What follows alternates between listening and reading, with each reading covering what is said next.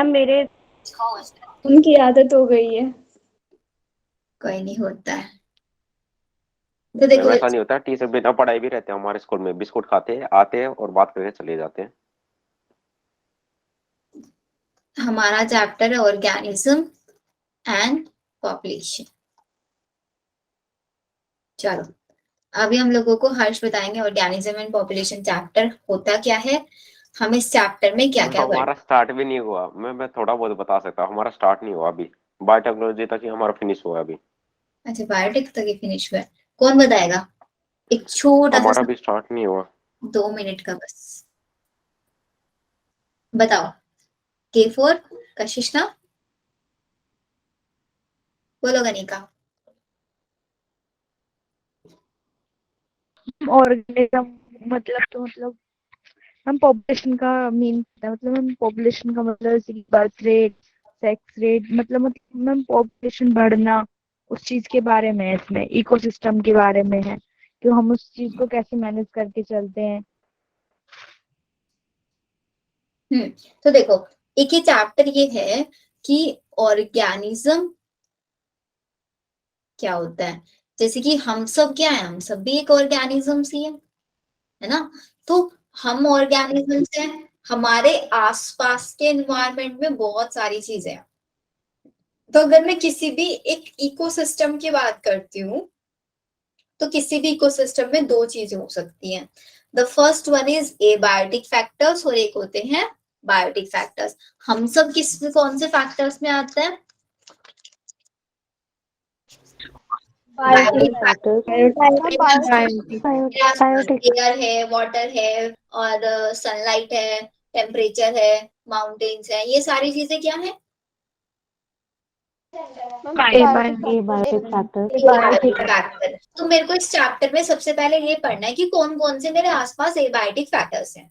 अगर उन abiotic factor मतलब पहले तो ये देखना है कि वो एबायोटिक फैक्टर्स मुझसे कैसे रिलेट कर रहे हैं। वाटर कैसे मेरे को हेल्प कर रहा है, टेम्परेचर कैसे मेरी बॉडी को अफेक्ट कर रहा है, लाइट कैसे मेरी बॉडी को अफेक्ट कर रही है। पहले तो मुझे समझना है सारे ऑर्गेनिज्म लेवल पे, फिर पहले ऑर्गेनिज्म लेवल समझ के मुझे पूरी पॉपुलेशन लेवल पे समझना है उन चीजों को, फिर पॉपुलेशन लेवल समझने के बाद मुझे उन सारी चीजों के कम्युनिटी लेवल पे समझना है। ठीक है, तो उनके ऊपर फिर वही इफेक्ट पड़ना है कि ए बायोटिक फैक्टर कैसे बायोटिक। देखो इंट्रैक्शंस पढ़ते हैं, सबसे पहले हम इंट्रैक्शन पढ़ते हैं यहाँ पे ए बायोटिक का ए बायोटिक से।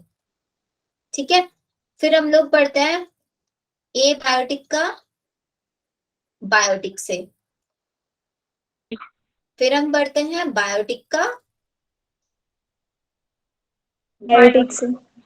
ये 3 टाइप के इंट्रैक्शंस हम लोगों को इस चैप्टर में देखने को मिलता है। और किसी भी बायोटिक फैक्टर में अगर मैं बात करूंगी तो उसका जो सबसे स्मॉलेस्ट लेवल होता है वो होता है ऑर्गेनिज्म। और कोई भी ऑर्गेनिज्म जिस जगह पे रह रहा होता है उसके प्लेस को बोलता है habitat, the place of living of an organism is known as habitat. और हर एक हैबिटेट में दो टाइप के फैक्टर्स, बायोटिक और एबायोटिक। बायोटिक फैक्टर्स हो गए सारे लिविंग और एबायोटिक में आ गए सब नॉन लिविंग। इतना क्लियर है सबको? Yes ma'am. चलो अब इतना क्लियर है तो एक बार जरा अपनी अपनी एनसीईआरटी लेके बैठे हो ना साइड में अपना? यस यस मैम मैम, सामने ही है। अपनी अपनी एनसीईआरटी लाइंस को पढ़ो। और living world is fascinatingly diverse and amazing complex. मतलब जो हमारा पूरा लिविंग वर्ल्ड है वो बहुत सुंदर है, अमेजिंग है, ये सब इन्होंने बोला है। We can try to understand its complexity by investigating processes at various level. मतलब अगर मैं समझना चाहती हूँ कि मेरे आसपास को जो लिविंग वर्ल्ड है वो कितना ज्यादा कॉम्प्लेक्स है तो मुझे उसकी कॉम्प्लेक्सिटी को समझने के लिए कुछ इन्वेस्टिगेशंस करनी पड़ेगी। इन्वेस्टिगेशन करने के लिए मुझे अलग अलग लेवल पे जाना पड़ेगा। सबसे पहले मैं देखूंगी कि उस लिविंग सिस्टम में मैक्रोमोलिक्यूल्स किस किस टाइप के हैं, मैक्रोमोलिक्यूल्स ने मिलके सेल्स बनाए हैं तो किस किस टाइप के हैं, सेल्स ने मिलके टिश्यूज बनाए हैं, ऑर्गन्स बनाए हैं, ऑर्गन से मिलके हमारा पूरा एक ऑर्गेनिज्म बना है। फिर जब बहुत सारे ऑर्गेनिज्म एक कॉमन प्लेस पे रहने लग जाते हैं, उसको हम बोल देते हैं पॉपुलेशन। बहुत सारी पॉपुलेशन को हम कंबाइंड फॉर्म में बोल देते हैं कम्युनिटी, और कम्युनिटी से ही हमारे बनते हैं फिर इकोसिस्टम, इकोसिस्टम से बनते हैं हमारे बायोम। तो ये वो हमारी सारी चीजें हैं। अगर मैं अपने लिविंग वर्ल्ड की कॉम्प्लेक्सिटी को समझना चाहती हूँ तो मुझे सारे लेवल्स को पढ़ना पड़ेगा। At any level of biological organization, किसी भी बायोलॉजिकल ऑर्गेनाइजेशन के लेवल को पढ़ने के लिए we can ask two types of question. हम दो अलग अलग टाइप के क्वेश्चन यहाँ पे किसी से भी पूछ सकते हैं। जैसे कि when we hear the bulbul singing every morning in the garden, we may ask how does the bird sings, कि कैसे bird sing करती हैं, वो singing कैसे कर रही हैं जब हम सुनते हैं। और एक क्वेश्चन हो सकता है why, कि मतलब अगर मेरे सामने भी कोई चीज चल रही है तो मेरे मन में दो क्वेश्चन आएंगे कि ये चीज क्यों चल रही है और कैसे चल रही है।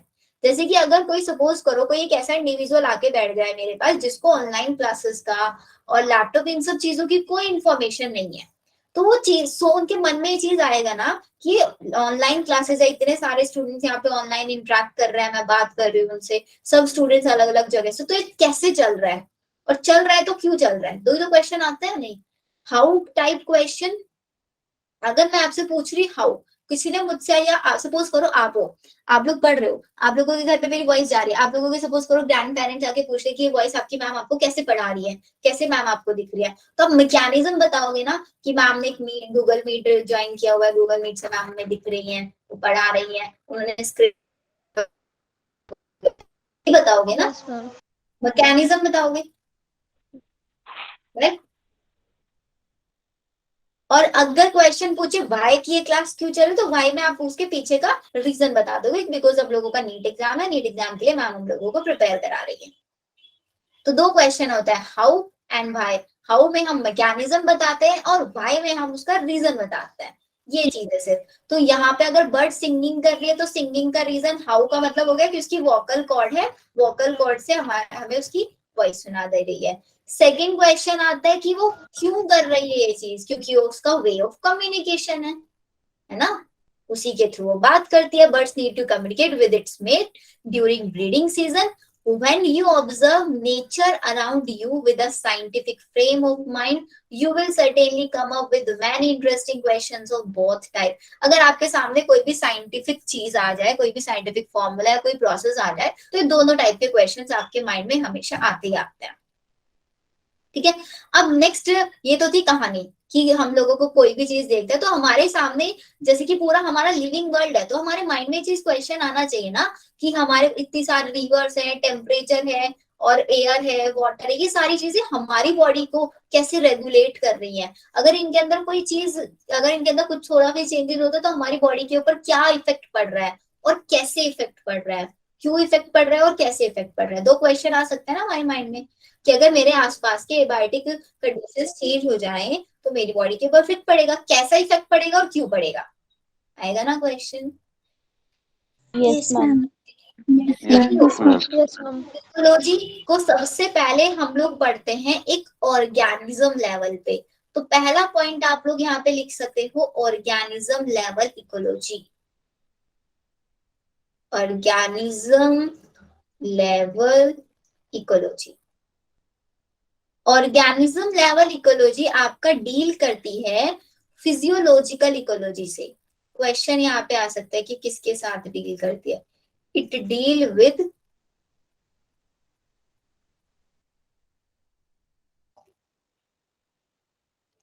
Physiological ecology. अब क्वेश्चन पूछो जरा यहाँ पे, मैम फिजियोलॉजिकल इकोलॉजी का मतलब क्या है। फिजियोलॉजिकल इकोलॉजी का मतलब ये है कि अगर किसी ऑर्गेनिज्म का कोई टेम्परेचर बढ़ा दिया हमने आसपास का, तो ऑर्गेनिज्म क्या कर सकता है, वहां से माइग्रेट हो सकता है ना। मतलब अपने लेवल पे ऑर्गेनिज्म क्या क्या करेगा अगर उसके एनवायरनमेंट में कोई चेंज आएगा तो माइग्रेशन दिखा सकता है, या अपने आप को इस एनवायरनमेंट में छुपा सकता है, सस्पेंशन दिखा सकता है, या फिर अपने आप में अंदर अडेप्टेशन कर सकता है। ये 3 ही तो पॉइंट्स कर सकता है ना एक ऑर्गेनिज्म।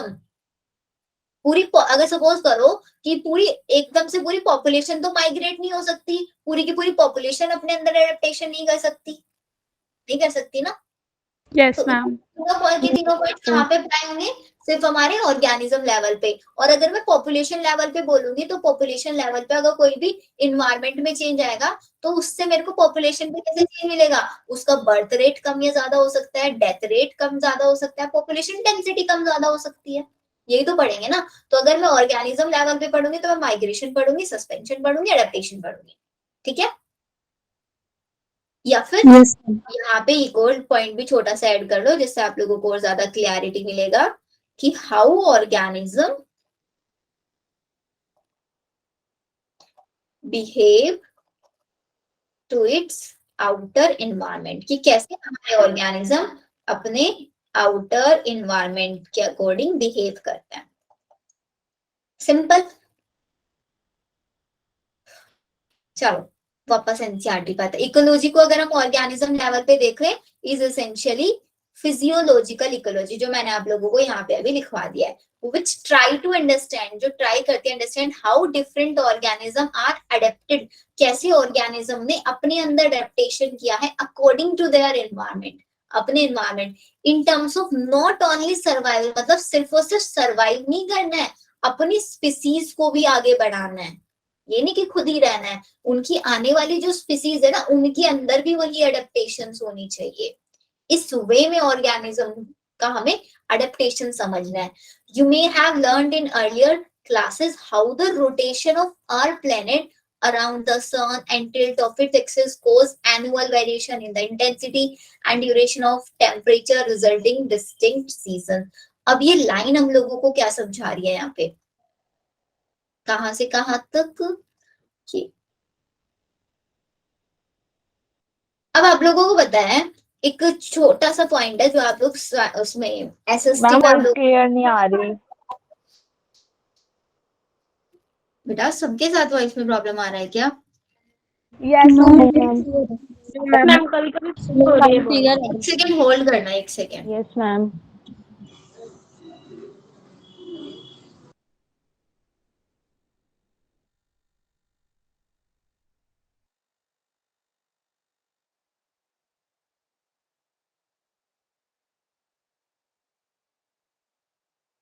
अभी बताना, अभी वॉइस प्रॉपर है क्या? Yes, ma'am. Yes ma'am. Yes ma'am, proper है वॉइस। चलो, तो हाँ मैं क्या बता रही थी बच्चे, एक नॉर्मल सा क्वेश्चन है कि हमारा सन होता है और सन के चारों तरफ हमारी अर्थ रिवॉल्व करती है। इवोल्यूशन चैप्टर पढ़ा है ना आप लोगों ने? Yes ma'am. Yes, ma'am. ऐसे ही होता है। तो अभी सपोज करो, ऐसे समझाती हूँ, ये मेरा जो पेन है ये मेरा क्या है? सन है। और ये मेरा हैंड क्या है? अर्थ है। तो अर्थ ऐसे रिवॉल्व कर रहा है चारों तरफ। तो अर्थ रिवॉल्व करता है तो अर्थ मतलब अपनी मतलब इसके चारों तरफ भी रिवॉल्व करता है और अपने एक्सेस पे भी रिवॉल्व करता है। जैसे मैं हैंड मूव कर रहा है ना, ये अपने एक्सेस पे भी मूव करता है। तो एक टाइम ऐसा होगा कि यहाँ पे सन है और ये मेरा हैंड का ये आगे वाला पार्ट, ये दोनों बिल्कुल सामने है। तो सन की जो सबसे ज्यादा रेज है वो इधर वाली साइड में आएगी ना, मेरे फिंगर्स की साइड, और जो इधर वाला पार्ट है इधर सबसे कम सन की लाइट जाएंगी। तो जो आगे Yes, वाला पार्ट है इसका टेम्परेचर हाई हो जाएगा, पीछे वाले का टेम्परेचर कम हो जाएगा, होगा या नहीं? इधर वाले का टेम्परेचर अलग होगा और इधर वाले का टेम्परेचर अलग होगा।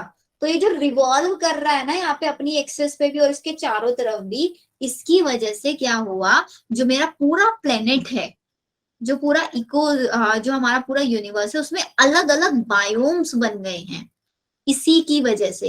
मतलब हर जगह पे अलग अलग सीजन्स बन गए। जैसे अभी हमारे यहाँ पे नाइट हो रही है, अगर आप अमेरिका में जाके देखो अभी क्या टाइम हो रखा होगा, अलग टाइम होगा ना, हो रही होगी, है ना? ऐसा है हमारे यहाँ पे गर्मी है, कोई जगह ऐसी भी है जहाँ पे विंटर हो रही होगी इस टाइम पे, ये इससे भी ज्यादा गर्मी हो रखी होगी। मतलब अभी गर्मी तो अभी नॉर्मल वाला टेम्परेचर है, कहीं पे बहुत ज्यादा गर्मी होगी, कहीं पे बहुत ज्यादा सर्दी होगी, कहीं पे स्नोफॉल हो रही होगी, होगा या नहीं होगा? सीजन डिस्टिंक्ट हो रहे हैं। तो अभी सपोज करो मैंगो ट्री ले लिया मैंने, मैंगो ट्री को ग्रो करने, मतलब मैंगो ट्री का जो क्रॉप है उसको ग्रो करने के लिए थोड़ा सा कैसा टेम्परेचर चाहिए होता है मैंगो ट्री को? अच्छा बताओ। वार्म टेम्परेचर हमारे यहाँ पे गर्मियों में आता है ना, वार्म टेम्परेचर। गर्मियों में मैंगो आता है। अभी एक चीज बोला जाता है कि जो मैंगो का ट्री है ना, वो कभी भी कनाडा में नहीं पाया जाएगा, क्योंकि कनाडा में हमेशा सर्दी रहती है। कनाडा में सर्दी रहती है, कनाडा का जो टेम्परेचर कोल्ड है, इसलिए वहां पे कभी मैंगो ट्री नहीं पाया जाएगा।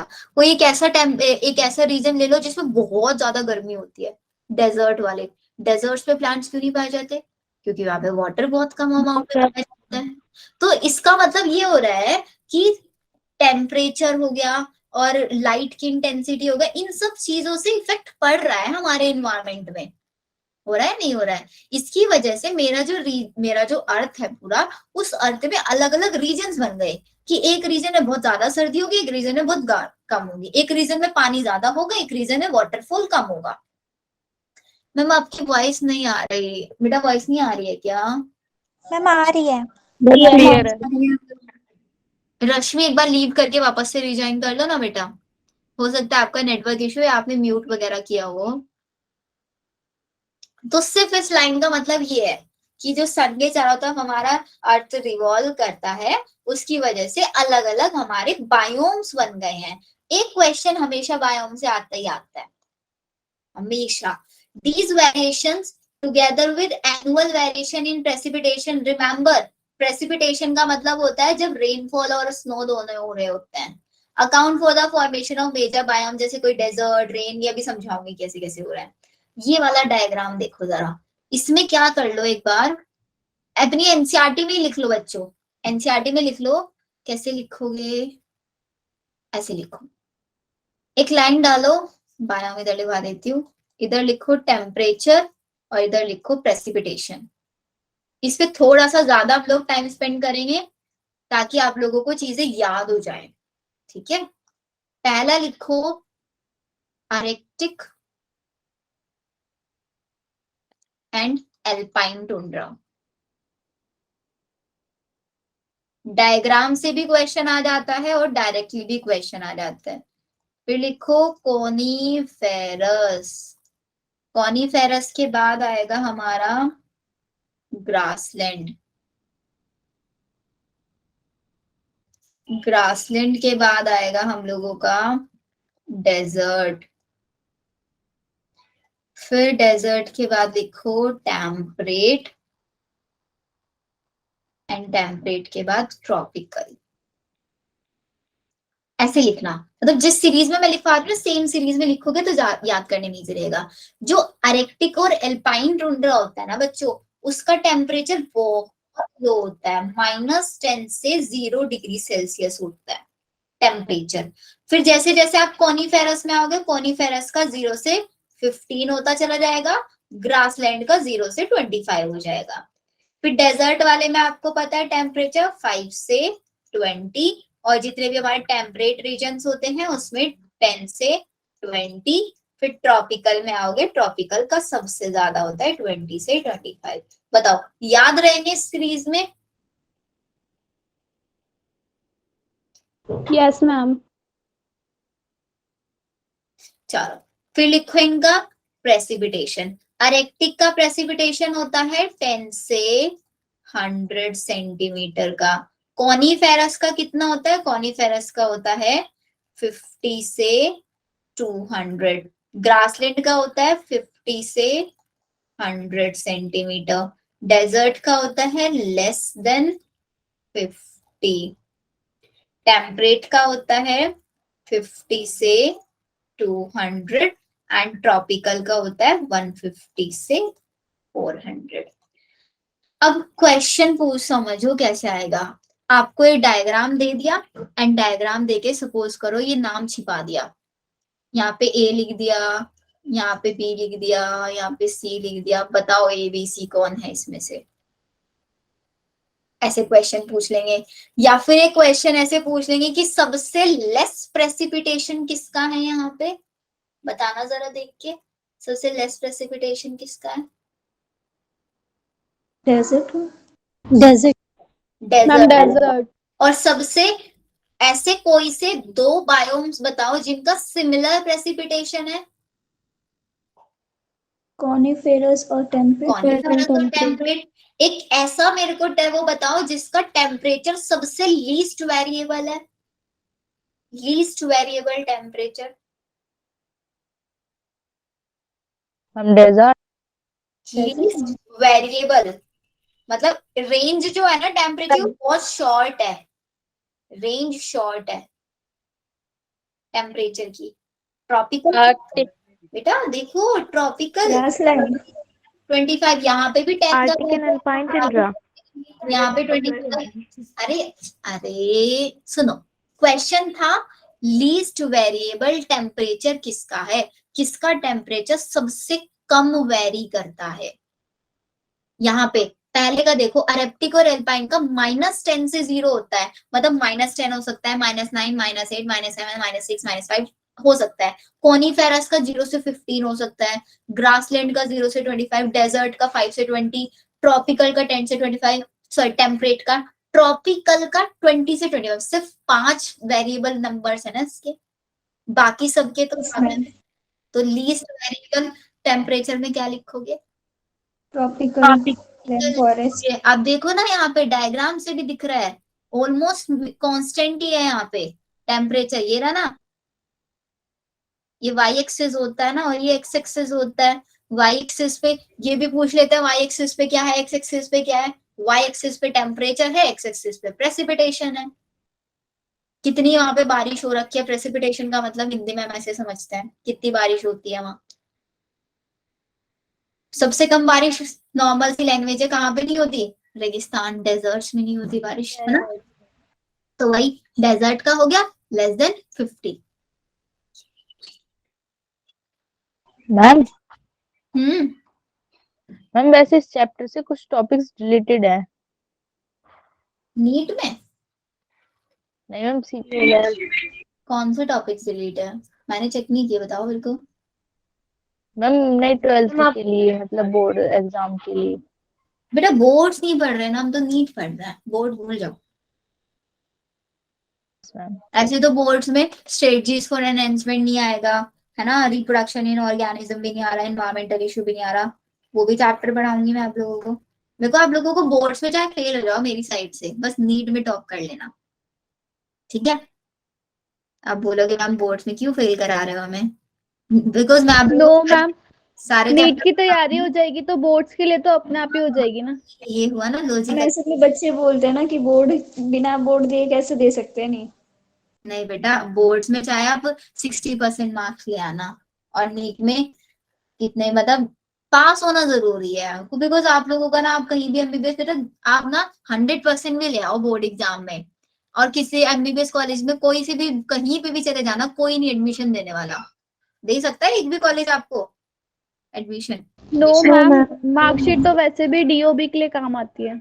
बस मार्कशीट, इवन मेरी खुद की मार्कशीट 10th की 12th की एज इट इज रखी हुई है, कहीं पे जॉब के लिए भी अप्लाई करोगे ना, कोई नहीं पूछेगा 10th 12th की मार्कशीट आप लोगों से।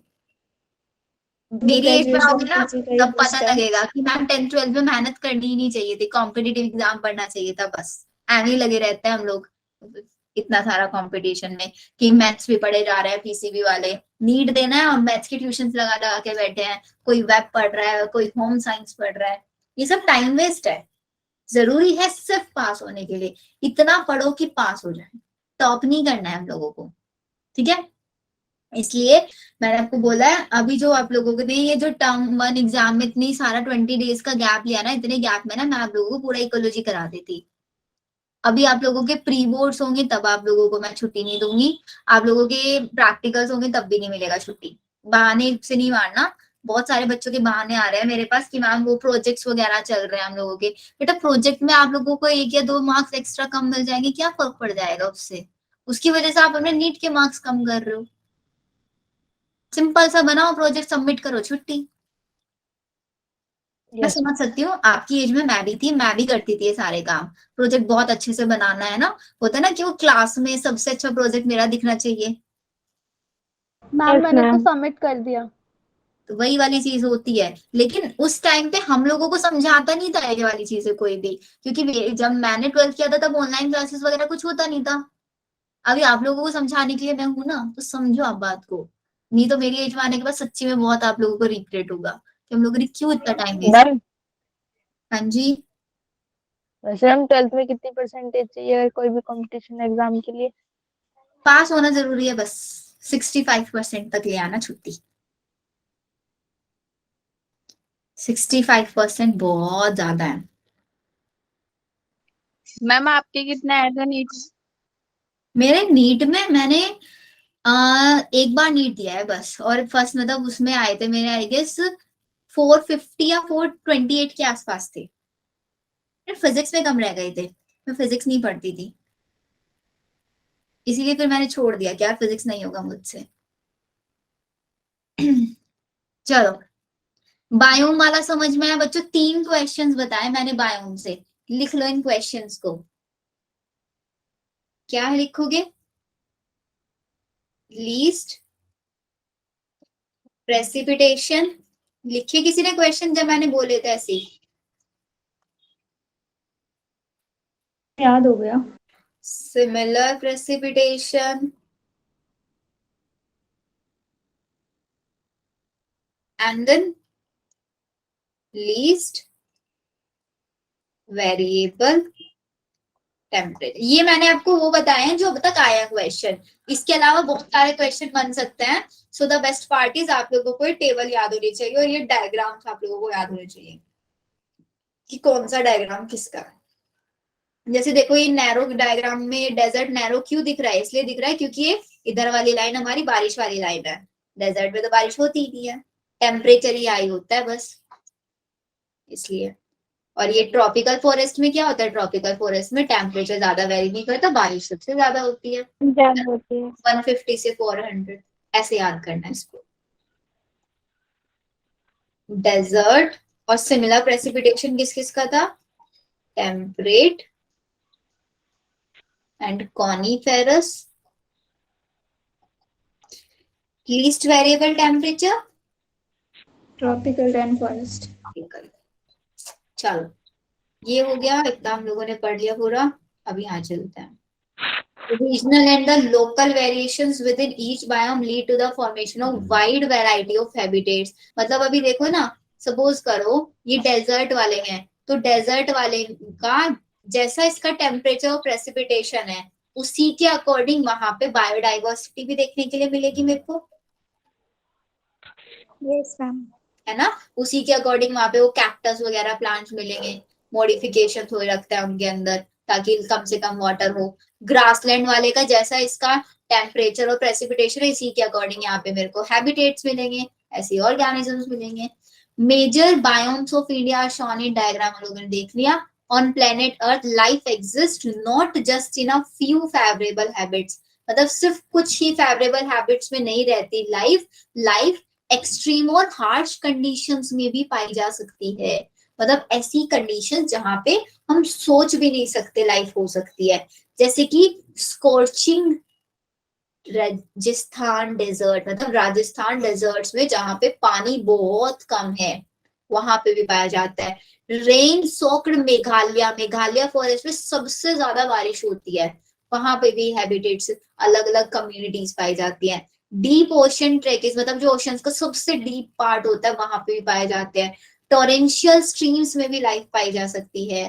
Permafrost, snow laden polar region, high mountain tops, thermal springs, stinking compost pits, and to name a few. Even our intestine, हमारी जो इंटेस्टाइन है उसके अंदर भी बहुत सारे माइक्रोब्स पाए जा सकते हैं। मतलब कहने का याद नहीं करना है चीजों को कि ये रेन सॉक्ड ये सब चीजें, सिर्फ बताया हुआ है कि लाइफ सिर्फ इन्हीं रीजन्स में नहीं पाई जाती, लाइफ वहां पे भी पाई जा सकती है जहां पे हम सोच नहीं सकते। What are the key elements that lead to so much variations in the physical and chemical conditions of different habitat? The most important ones are temperature, water, light and soil. अब यहां से पढ़ना हम लोग स्टार्ट करते हैं। देखो अभी एनसीईआरटी को थोड़ा सा साइड में रखते हैं, पहले मैं आप लोगों को बता रही हूँ टोटल एबायोटिक फैक्टर्स कौन कौन से होते हैं। लिख लो पहले एबायोटिक फैक्टर्स। एबायोटिक फैक्टर्स होते हैं हम लोगों के पास जो हम पढ़ेंगे, मतलब होते तो बहुत सारे हैं लेकिन पढ़ेंगे सिर्फ हम 4 factors. The first one is temperature, second one is water, then light, then soil. ये 4 फैक्टर्स मैं आप लोगों को पढ़ाऊंगी। इनमें जो सबसे ज्यादा अफेक्ट करने वाला फैक्टर है वो होता है मेरा टेम्परेचर। मतलब टेम्परेचर ऐसा फैक्टर है जो बहुत ज्यादा इफेक्ट डालता है हम लोगों के ऊपर। तो फर्स्ट लाइन लिखो टेम्परेचर। सबसे पहले मेरे को ये पता होना चाहिए कि टेम्परेचर वेरी कैसे करता है। देखो लिखा हुआ ना, temperature is the most important ecologically relevant environmental factor. ठीक है, अब टेम्परेचर वेरी कैसे करता है?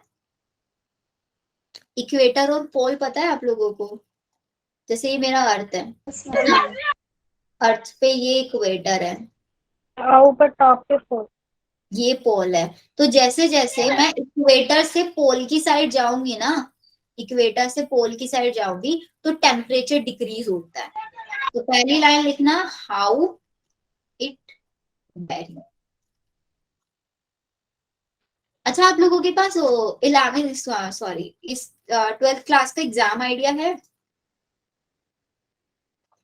बायोलॉजी का exam idea? Yes ma'am, bio का पीडीएफ तो होगा ना? Yes ma'am. एग्जाम आइडिया में से ना इस चैप्टर के नोट्स अगर बनाना चाहोगे ना, वहां से बनाना। बोर्ड एग्जाम्स के बेस से बता रही हूँ, बहुत अच्छे नोट्स हैं। इवन नीट के लिए भी बहुत अच्छे नोट्स बने हुए हैं इसमें। देखो, पहली चीज तो टेम्परेचर वेरी कैसे करेगा? जब आप इक्वेटर से पोल की साइड जाओगे टेम्परेचर डिक्रीज होगा। जब आप एक हाइट पे जाओगे, नीचे से आप पहाड़ पे चढ़े जा रहे हो ऊपर, तो तब भी टेम्परेचर डिक्रीज होगा। Decreases with height. ये चीज क्लियर है? टेम्परेचर वेरी कैसे करेगा। अब नेक्स्ट पॉइंट आता है कि टेम्परेचर का इफेक्ट क्या होगा। Effect of temperature. टेम्परेचर का इफेक्ट होगा कि अगर सपोज मैं अपनी बॉडी पे देख, मेरी बॉडी का टेम्परेचर हाई हो जाए, तो सबसे बॉडी का टेम्परेचर हाई होता है तो फीवर आता है। फीवर आता है तो डाइजेशन नहीं प्रॉपर हो पाता। क्यों नहीं हो पाता? क्योंकि डाइजेशन के जो डाइजेस्टिव एंजाइम्स है उनके ऊपर इफेक्ट पड़ता है। क्योंकि जो एंजाइम्स होता है टेम्परेचर स्पेसिफिक होता है, नहीं होता है? तो अगर किसी लिविंग ऑर्गेनिज्म के आसपास का टेम्परेचर बढ़ रहा है तो सबसे पहले उसके एंजाइम्स पे फर्क पड़ेगा ना। तो पहला point, it can affect kinetics of enzyme. Enzymes की काइनेटिक्स को ये अफेक्ट कर सकता है। नेक्स्ट पॉइंट लिखो, it also affect distribution of plants and animals. कोई प्लांट है जिसको हाई टेम्परेचर में ही ग्रो करेगा, अगर मैंने वहां पे लो टेम्परेचर दे दिया तो वो ग्रो नहीं करेगा, है ना। तो प्लांट्स और एनिमल्स जो होते हैं वो सिर्फ अपने स्पेसिफिक टेम्परेचर में ही ग्रो करता है। इवन एनिमल्स भी वहीं पे सरवाइव करते हैं जहां पे उनका फेवरेबल टेम्परेचर पाया जाता है। इसका एग्जाम्पल लिखो जरा। कैसे लिखो? पीछे वाला ये लिख लिया ना नोट्स आप लोगों ने? नो मैम, एक बार पीछे लिखो चलो।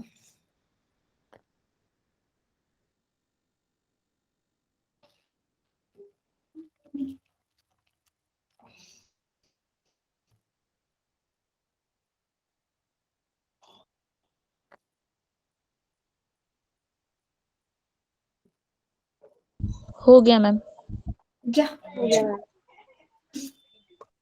एग्जाम्पल? पहला एग्जाम्पल होता है मेरा स्नो लियोपार्ड। स्नो लियोपार्ड कभी भी ना बोला जाता है केरला में नहीं पाया जाता। अब हम लोगों को पता है, नाम से ही पता चल रहा है। स्नो लियोपार्ड कैसे एरिया में पाया जाएगा?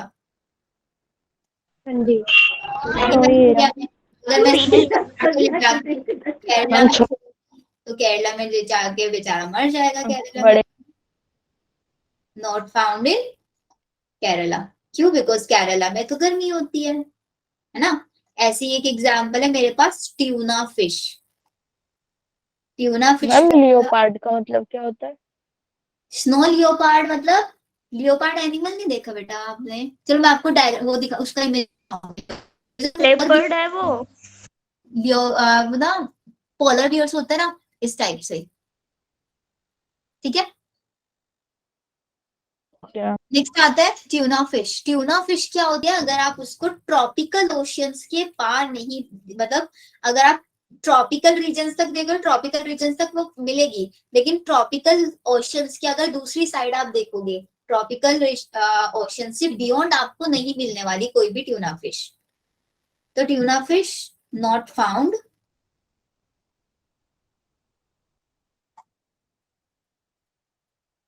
Beyond tropical ocean. ठीक है, नेक्स्ट आता है एग्जाम्पल इसमें मैंगो ट्री। मैंगो ट्री हमारे यहाँ पे कब आता है? गर्मी वाले मौसम में ना। तो मैंगो ट्री कभी भी कहाँ पे नहीं पाया जाएगा? नॉट फाउंड इन कनाडा,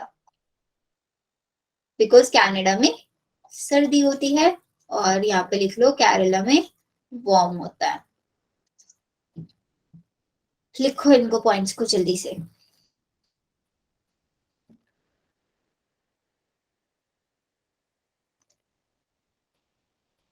हो गया मैम। हो गया। फिर इसके बाद दो डेफिनेशंस और आप लोगों को यहाँ पे पढ़नी होती है। The first one is eurythermal and the second one is stenothermal. Eurythermal क्या होता है? यूरिथर्मल हमारे वो एनिमल्स होते हैं जो वाइड रेंज ऑफ टेम्परेचर को टॉलरेट कर सकते हैं। Can tolerate wide range of temperature.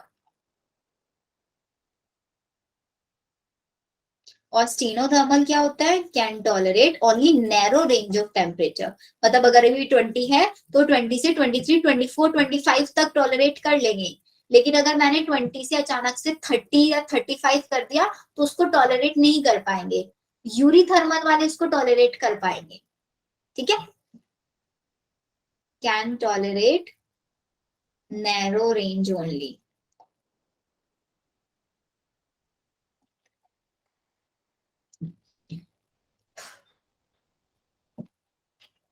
ये जो मैंने आपको यहाँ पे नोट्स में लिखा है ना, वही एनसीईआरटी ने लिखा हुआ है सब।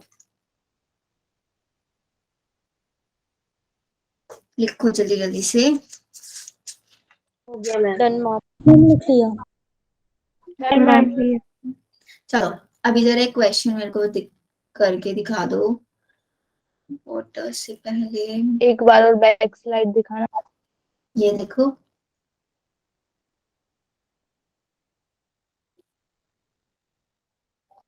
ओके। या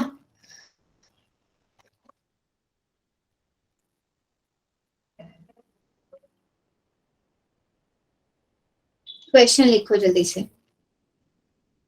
first question, distribution of animals. Ifra कुछ डाउट है आपका?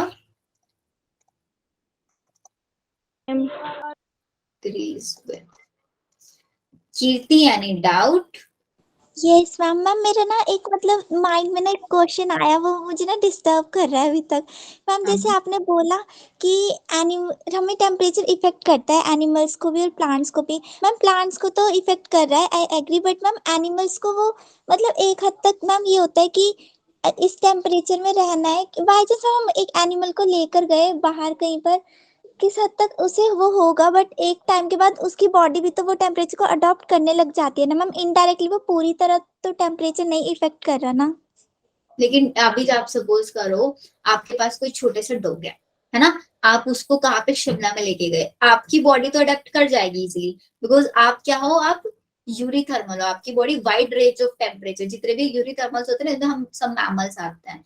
अभी डॉग भी मैमल है, लेकिन हो सकता है उसका इम्यून सिस्टम वीक हो। यहाँ पे इम्यून सिस्टम वाला कंसेप्ट हम लगा सकते हैं। इम्यून सिस्टम वीक है, आप अचानक से शिमला में जाके रहोगे, इफेक्ट आपको भी पड़ेगा। हो सकता है अभी देखो ना, जैसे वेदर चेंज होता है तो आप लोगों को सर्दी, कोल्ड, ये सब होने लग जाता है। तो क्यों होता है? टेम्परेचर चेंज हो रहा है। ये तो टेम्परेचर आपकी बॉडी को धीरे धीरे बोलते हैं ना कि अचानक से वेदर चेंज हुआ है तो तब ज्यादा लोग बीमार पड़ता है। जब धीरे धीरे होता है तब नहीं होता, बिकॉज जब वो धीरे धीरे होता है ना, हमारी बॉडी उसी टेम्परेचर को अडेप्ट करने लग रही होती है। मैम फिर भी वो टेम्परेचर पूरी तरह तो इफेक्ट नहीं कर रहा ना, मतलब एक एनिमल के सर्वाइवल को। हाँ, वो इसीलिए नहीं कर रहा है ना, बिकॉज हम लोग जितने भी है, हम लोग क्या है, वाइड रेंज टॉलरेट करते हैं। अभी जो ये हमारा स्नो लेपर्ड था, ये क्यों नहीं पाया जाता वहां पे? क्योंकि हमारा स्टीनोथर्मल होता है। जो एनिमल्स स्टीनोथर्मल होंगे वो वाइड रेंज ऑफ टेम्परेचर नहीं टॉलरेट कर, मतलब वो सरवाइव ही नहीं कर पाएंगे वहां पे, ये चीज। फिर मैम कैमल किस में आएगा हमारे में, वो स्टीरियो थर्मल में आएगा? वो यूरीथर्मल में आएगा कैमल। मैम बट वो तो मतलब उतनी रेंज नहीं कर सकता ना, मतलब अगर हम उसे कोल्ड में ले जाएं, मतलब ऐसा कोई टेम्परेचर, तो वो रह ही नहीं सकता, वो तो सिर्फ मतलब नॉर्मल warm टेम्परेचर पे रह सकता है और ज्यादा हार्श पे भी रह सकता है, कोल्ड पे नहीं कैमल रहेगा। कैमल एक मैमल ही तो होता है ना, मतलब कैमल मैमल होता है ना, यस मैम।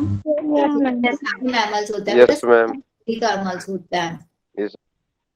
जैसे कि हमारे बैक्टीरियाज वगैरह होता है, इनको आप स्टीनोथर्मल में रख सकते हो।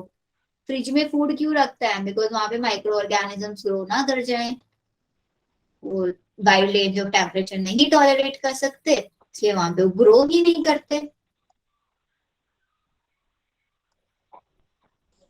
Okay ma'am.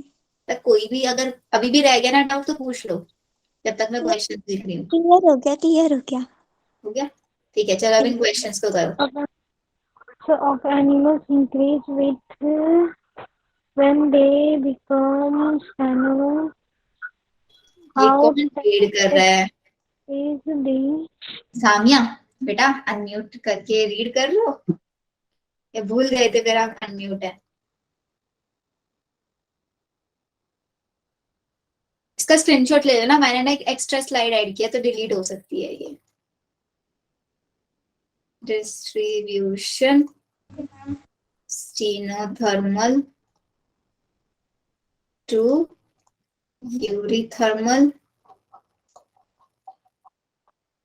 And eurythermal to stenothermal. जल्दी जल्दी से आंसर बता दो।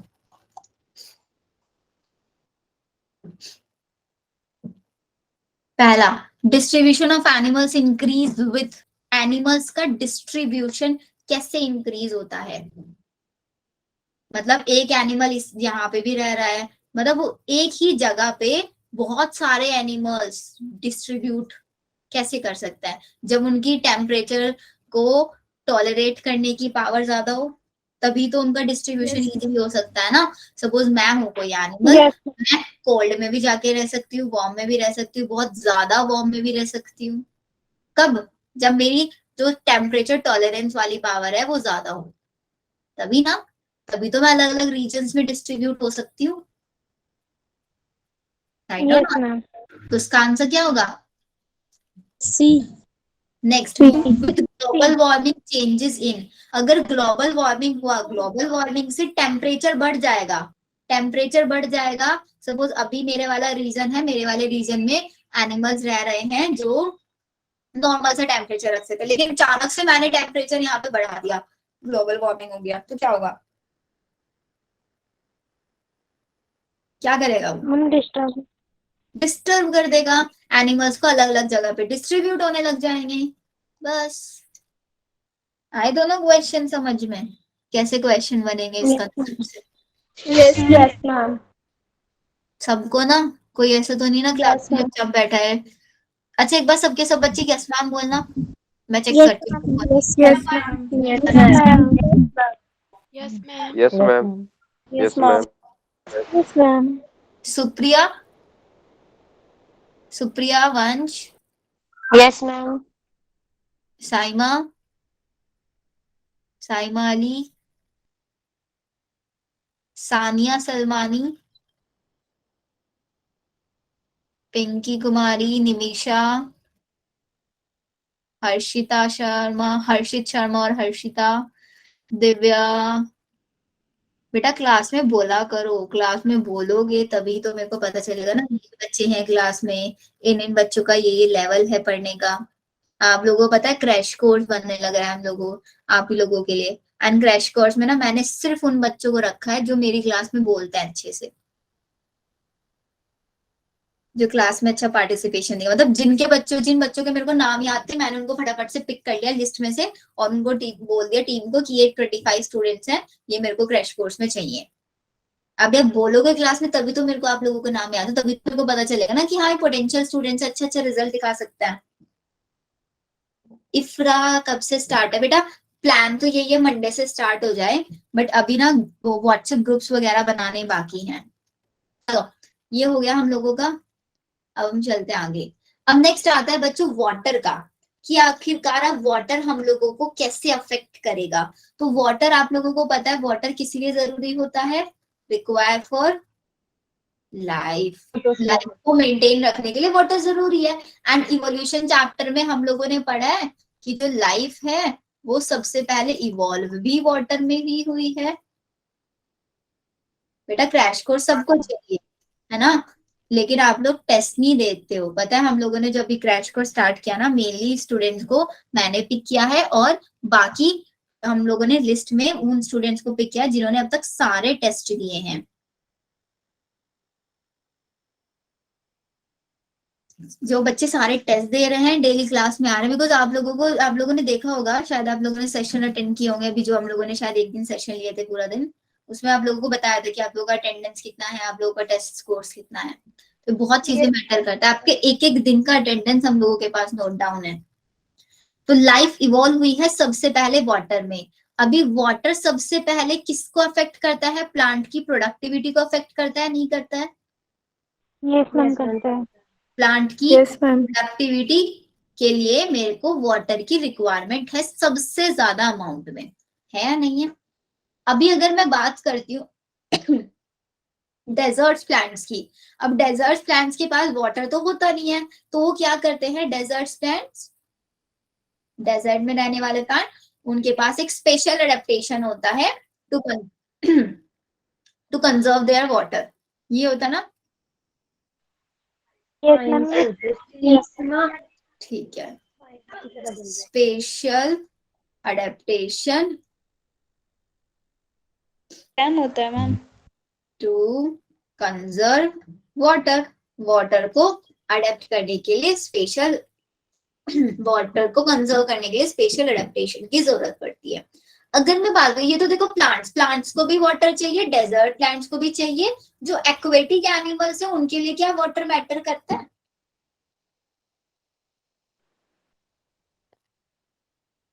पॉलिनेशन के लिए भी वाटर की जरूरत होती है। उनके लिए वाटर मैटर करता है, बिकॉज पहली चीज तो है कि अगर वाटर नहीं होगा तो एक्वेटिक एनिमल सर्वाइव नहीं कर पाएंगे, और मतलब उनके लिए वाटर की क्वांटिटी भी मैटर करती है एज वेल एज वाटर की क्वालिटी भी मैटर करती है ना? Yes ma'am. Yes ma'am.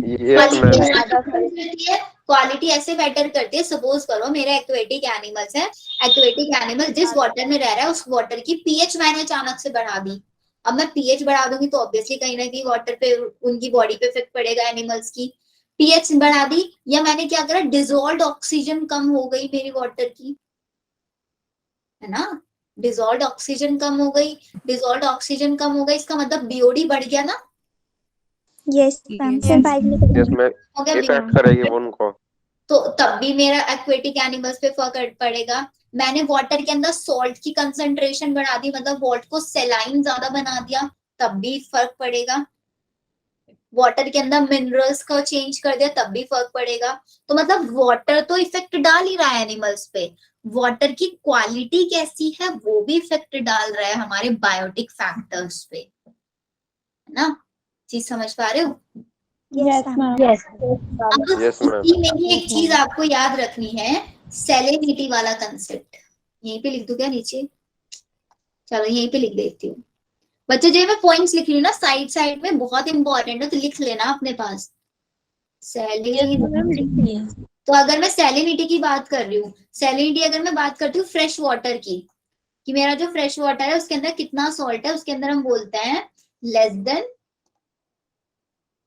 5 PPT fresh water. PPT मतलब पार्ट्स पर थाउजेंड, पीपीटी पार्ट पर थाउजेंड फ्रेश वाटर के पास सलाइन होता है। अगर मैं बात करूं मैराइन वाटर की, मैराइन वाटर के पास होता है 30 से 35 पीपीटी, और सबसे ज्यादा होता है मेरा डेड सी में, डेड सी में होता है मोर देन 100 पीपीटी।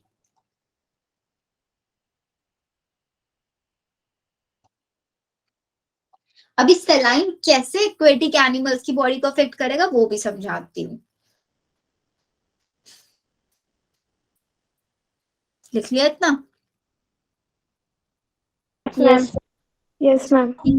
अगर लिख लिया है तो जरा यहाँ पे आ जाओ। मैम एक बार पीछे दिखाइए लास्ट साइड।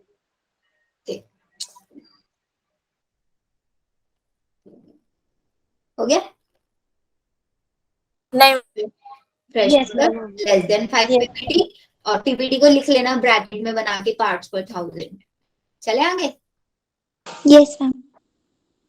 चलो तो हाँ मैं क्या बताया बच्चों, देखो 3 टाइप के सॉल्यूशंस होता है हमारे पास। हाइपोटोनिक, एक होता है हाइपरटोनिक, आइसोटोनिक। आइसोटोनिक। आइसोटोनिक को तो अभी भूल जाओ, आइसोटोनिक का कुछ नहीं है। हाइपोटोनिक देखो, टॉनिक का मतलब होता है सॉल्ट, सॉल्ट या कोई सॉल्यूट या कुछ भी चीज हो जो लो अमाउंट में प्रेजेंट होती है उसको बोलता है सॉल्यूट, जो ज्यादा अमाउंट में प्रेजेंट होते हैं उसको बोलता है सॉल्वेंट, और सॉल्यूट प्लस सॉल्वेंट मिलके सोल्यूशन बनाता है नहीं बनाता है? Yes ma'am. हाइपोटोनिक, हाइपो मतलब लो, टॉनिक मतलब सॉल्ट। सॉल्ट कम है तो वाटर ज्यादा होगा ना, yes ma'am. Yes, ma'am. Water, salt कम है वाटर ज्यादा है। हाइपरटोनिक, हाइपरटोनिक मतलब high high salt low salt. And low water. और आइसोटोनिक में तो दोनों चीजें इक्वल इक्वल हो गई। Equal. मेरी एक फिश है, सपोज करो मेरे पास एक फिश है जो अभी फ्रेश वाटर में रह रही थी। अभी मैंने क्या किया, उसको फ्रेश वाटर से उठा के मैराइन में शिफ्ट कर दिया। अभी मैराइन वाला जो वाटर होता है, मैराइन वाला वाटर होता है हाइपोटोनिक, सॉल्ट ज्यादा होता है ना समुद्र के पानी में। Yes ma'am. अभी Yes, ma'am. मेरी जो फिश है, फिश को मैंने भेज दिया कहाँ पे, चलो एक अच्छी सी फिश बना देते हैं। ये रही फिश को मैंने मैराइन में शिफ्ट मार दिया। अब मैंने इसको यहाँ पे शिफ्ट किया तो इसकी वजह से बाहर हाइपोटोनिक हो गया, अंदर मैम हाइपर होगा। मैम हाइपर होगा। मैम हाइपर होगा ना। हाई हाँ सॉल्ट है। या हाइपर होगा, सॉरी क्योंकि सॉल्ट ज्यादा है ना, सॉल्ट ज्यादा है तो हाइपर होगा। हाइपर हुआ, हाइपरटोनिक। और अब ये बाहर वाला हाइपरटोनिक हो गया तो फिश की अंदर वाली बॉडी कैसी हो गई, हाइपो हो गई। तो अब इस पे क्या फर्क पड़ेगा अगर मैंने फिश को फ्रेश वाटर से मैराइन में शिफ्ट किया तो? वाटर हमेशा कहाँ से water high high to low. Concentration से लो कंसेंट्रेशन। High से low concentration. हाइपरटोनिक में वाटर की क्या है, लो कंसेंट्रेशन है, और हाइपो यहाँ पे वाटर की हाई कंसेंट्रेशन है। तो इसका मतलब ये होगा कि फिश की बॉडी से वाटर बाहर आने लग जाएगा, है ना? Yes, ma'am. फिश की बॉडी से वाटर बाहर आने लग जाएगा। अब ये वाटर बाहर आने लगेगा इसकी बॉडी से, तो इसका मतलब ये यहाँ पे सर्वाइव नहीं कर पाएगी। यही होगा ना कंसेप्ट। मैंने अगर मैराइन से उठा के फ्रेश वाटर में करूंगी तब भी, तो इसका मतलब सिर्फ क्वेश्चन यहाँ पे ये आता है कि अगर मैं फ्रेश वाटर से किसी फिश को ट्रांसपोर्ट करूं मैराइन में तो उस फिश को कैसी प्रॉब्लम फेस होगी। कैसी प्रॉब्लम फेस हुई यहाँ पे इसको, Water loss होगा. मैम उसकी बॉडी के वाटर लो होगा। ऑस्मोटिक प्रॉब्लम ही तो बोलता है ना इसको, yes ma'am. Osmotic Yes, problem ma'am. इसको फेस होगी। तो ये पॉइंट आप लोगों को याद रखना है। अभी एक वर्ड आप लोगों ने पढ़ा होगा कॉन्ट्रेक्टाइल वैक्यूल। किसके पास होता है कॉन्ट्रेक्टाइल वैक्यूल? जैसे कि यूग्लिना एग्जांपल ले लो, ये मेरे पास यूग्लिना है, यूग्लिना की बॉडी में ऐसे कॉन्ट्रेक्टाइल वैक्यूल प्रेजेंट होता है जो इसका ऑस्मो रेगुलेशन मेंटेन करने में हेल्प करता है इसका ऑस्मो रेगुलेशन मेंटेन करने में। अब क्या हुआ कि ये कॉन्ट्रेक्टाइल वैक्यूल क्या है, अभी मैंने क्या करा, यूग्लिना को उठा के वही मैराइन वाटर में डाल दिया, या फिर मैं इस बार इसको क्या करा, मैंने फ्रेश वाटर में रख दिया। अब फ्रेश वाटर में रखा तो इसका मतलब ये बाहर से वाटर इसकी बॉडी के अंदर एंटर हो रहा है। अभी बाहर से वाटर एंटर हो रहा है तो क्या होगा, ये कॉन्ट्रेक्टाइल वैक्यूल क्या करेंगे, सबसे पहले वाटर को एब्जॉर्ब कर लेंगे सारा, वाटर इन्होंने एब्जॉर्ब कर लिया और एब्जॉर्ब करके फिर बाहर थ्रू आउट कर देता है। वाटर बॉडी के अंदर आया, बॉडी से बाहर को फिर वाटर, मतलब कॉन्ट्रेक्टाइल वैक्यूल का सिर्फ काम क्या होता है, ऑस्मोटिक बैलेंस को मेंटेन रखना। तो अब देखो वाटर कैसे बायोटिक एनिमल्स की लाइफस्टाइल को चेंज कर रहा है, उनकी एक्टिविटीज को भी अफेक्ट कर रहा है। कंसेप्ट ये बहुत अलग है, लेकिन रिलेशन वाटर से है या नहीं है, कैसे एक बायोटिक एबायोटिक दोनों इंटरेक्ट कर रहे हैं, वो मैं समझाने की कोशिश कर रही हूँ आपको यहाँ पे।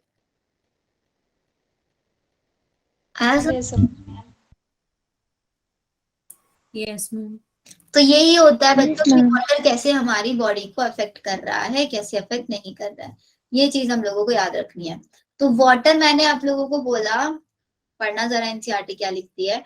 Water is another the most important factor जो किसी भी ऑर्गेनिज्म की लाइफ को इन्फ्लुएंस करता है। इनफैक्ट लाइफ ऑन अर्थ, जो हमारी लाइफ है, वो सबसे पहले वाटर में इवॉल्व हुई है और बिना वाटर के लाइफ सस्टेन नहीं कर सकती। Its availability is so limited. Desert plant में इसकी अवेलेबिलिटी बहुत कम होती है, इसीलिए डेजर्ट प्लांट्स ने अपने अंदर कुछ एडेप्टेशंस कर लिए हैं। That only special adaptation make it possible for organisms to live there. वहां पे ऑर्गेनिज्म रह पाते हैं क्योंकि उनके अंदर कुछ स्पेशल एडेप्टेशंस है। The productivity and distribution of plants is also heavily dependent on water. Animals का डिस्ट्रीब्यूशन और उनका कितने ज्यादा वो आपको प्रोडक्ट बना के देंगे, वो भी डिपेंड करेगा किसके ऊपर, वाटर। देखो सारी लाइंस लिखवा दिया ना मैंने आप लोगों को एनसीईआरटी की। You might think that organism living in ocean, lake, river should not face any water related problem। आप लोगों को ये लगता होगा अब तक कि अगर ऑर्गेनिज्म वाटर के अंदर रह रहा है तो उसको वाटर वाली प्रॉब्लम नहीं होगी, लेकिन प्रॉब्लम होगी। कैसे? क्वालिटी ऑफ वाटर से, कि अगर वाटर की क्वालिटी चेंज होगी तो उनकी लाइफ भी अफेक्ट होगी। For aquatic organism the quality में क्या, वाटर की कंपोजिशन, वाटर का पीएच, वाटर की सैलिनिटी और डिसॉल्व ऑक्सीजन, सारी चीजें ना, और वाटर बिकम्स इंपॉर्टेंट। वहां पे सॉल्ट की कंसेंट्रेशन को हम कैसे बोलते हैं, सॉल्ट की कंसेंट्रेशन को बोलता है वर्ड सैलिनिटी, उसको मेजर करता है पीपीटी में, जो मैंने आप लोगों को लिखवा दिया। फ्रेश वाटर की लेस देन 5 होती है, सी की कितनी होती है 30 से 35, सी और मैराइन, ये देखो। एंड हाइपरसेलाइन मतलब डेड सी, इसकी होती है more than 100। Some organisms are tolerant of a wide range of salinities, जो आपके वाइड रेंज ऑफ सैलिनिटी को टॉलरेट कर सकते हैं, उसके लिए हम वर्ड यूज करेंगे यूरी हेलाइन, और जो नैरो को करेंगे उसको करेंगे स्टीनो हेलाइन। ये दो लाइन को ऐड कर लेना बस यहाँ पे, जैसे यूरी थर्मल और स्टीनो थर्मल था ना, ऐसे यहाँ पे यूरी हेलाइन और stenohaline. Many fresh water animals can not live for long in sea water, में नहीं रह सकते फ्रेश एनिमल, और फ्रेश सी वाले फ्रेश में नहीं रह सकते। क्या प्रॉब्लम उनको फेस होगी? ऑस्मोटिक प्रॉब्लम फेस होगी। यही क्वेश्चन आप लोगों से नीट में पूछ लेता है। सिंपल बच्चों? Yes ma'am. चलो फिर आता है लाइट वाला। लाइट वाला पढ़ेंगे नेक्स्ट क्लास में हम लोग। Okay ma'am. आज इतना ही रखो, ये तो बड़ी माइंड में बहुत खिंच